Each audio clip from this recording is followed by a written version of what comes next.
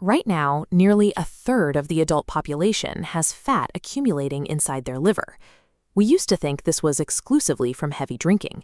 Today, millions of people who rarely touch alcohol are developing this condition. The modern food environment is driving a silent crisis. To fix this, many people cut out dietary fat, especially saturated fats found in foods like red meat. The assumption seems logical. If you have too much fat stored in your organs, eating fat must be the cause. When a cow eats grass, it uses that energy to build saturated fat in its tissues. Humans do something similar. Through de novo lipogenesis, your liver manufactures saturated fat, specifically palmitic acid, out of excess energy. You make it, you don't just absorb it. Other common dietary targets miss the mark completely. We are often told to lower our salt intake to protect our organs. Unless you have advanced cirrhosis or a specific kidney impairment, a healthy body tightly regulates its sodium balance. Salt does not drive fat into your liver. Even when we correctly identify harmful foods, we blame the wrong ingredients.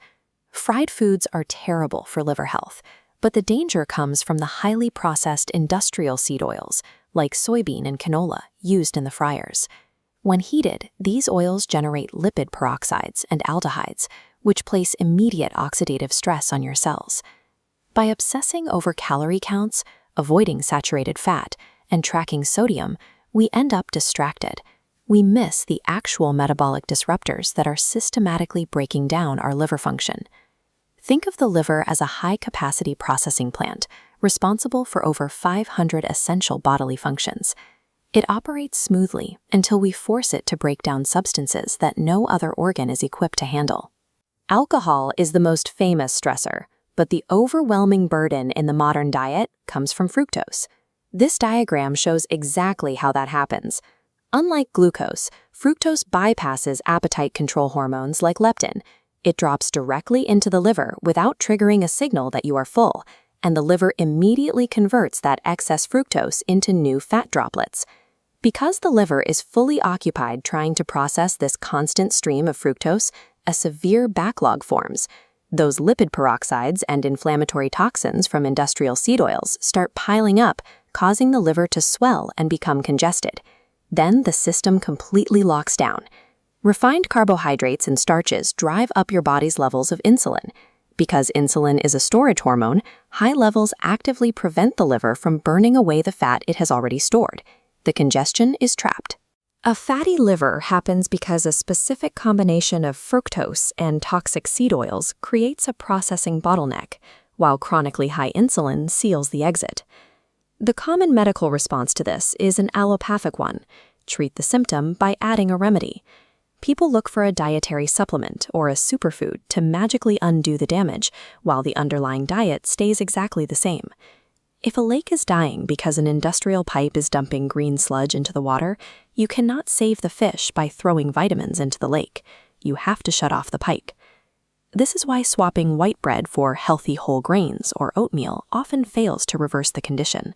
They contain fiber, but they still deliver massive starch loads that break down into glucose. That keeps your insulin too high, meaning the liver remains locked in fat storage mode. Even well-intentioned additions fall short. Plant-based omega-3s from sources like flaxseed must be converted into active EPA and DHA forms to reduce inflammation.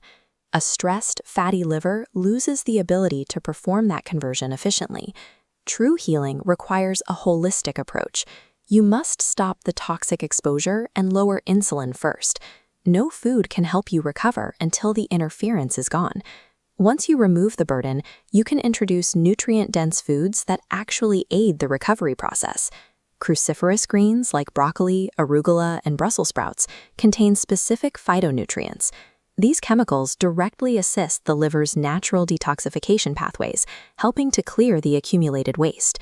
The second major ally is often heavily criticized: unprocessed red meat. When you eliminate high-sugar foods that drive insulin, the stable fats in red meat become an excellent energy source. More importantly, red meat is rich in methionine. As we see here, the body uses this amino acid as a building block to manufacture glutathione, your cell's master antioxidant. The most effective food for directly reversing a fatty liver is one we've been told to avoid for decades: eggs. The long-held fear that eating eggs causes heart disease is based on a misunderstanding of cholesterol. For most people, dietary cholesterol has minimal impact on blood cholesterol levels, and it has no causal link to a fatty liver. In fact, eggs provide a massive dose of choline. This nutrient is essential for recovery. Look at the transport process here.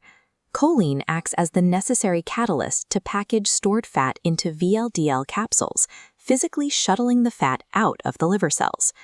If you choose pasture-raised eggs, you also get bioavailable marine-level omega-3s, the exact EPA and DHA molecules the liver needs to calm systemic inflammation, without requiring any complex conversion.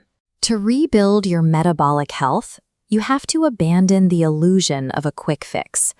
By cutting the fructose in seed oils that cause the bottleneck and prioritizing the structural materials your body uses to detoxify and transport fat, you can reverse the damage.